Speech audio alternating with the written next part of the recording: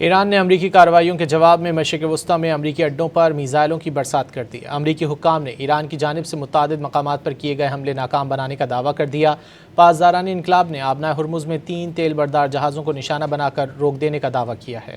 ایرانی پاسداران انقلاب نے اردن میں امریکی فوجی اڈے پر حملے کا دعویٰ کر دیا۔ پاسداران انقلاب نے اپنے بیان میں کہا کہ ایران نے اردن میں واقع موفق السلطی ایئر بیس کے کمانڈ اینڈ کنٹرول سینٹر کو بیلسٹک میزائلوں سے نشانہ بنایا۔ IRGC کے مطابق یہ حملہ امریکی افواج کی جارحانہ کارروائیوں کے جواب میں کیا گیا۔ پاسداران انقلاب نے خبردار کیا ہے کہ اگر امریکہ ایران کے خلاف جارحانہ کارروائیاں جاری رکھتا ہے تو جوابی حملے بھی جاری رہیں گے۔ ادھر امریکہ نے ایران کی جانب سے مشرق وسطی میں متعدد مقامات پر کیے گئے حملے ناکام بنانے کا دعویٰ کر دیا۔ امریکی میڈیا نے حکام کے حوالے سے دعویٰ کیا کہ ایرانی افواج کی جانب سے مشرق وسطی میں تعینات امریکی افواج پر داغے گئے تمام میزائل کامیابی سے تباہ کر دیے گئے یا روک لیے گئے اور کسی بھی میزائل کو اپنے ہدف تک پہنچنے نہیں دیا گیا۔ سینٹرل کمانڈ نے اپنے بیان میں کہا کہ امریکی افواج بدستور مکمل چوکس اور تیاریاں بھرپور ہیں۔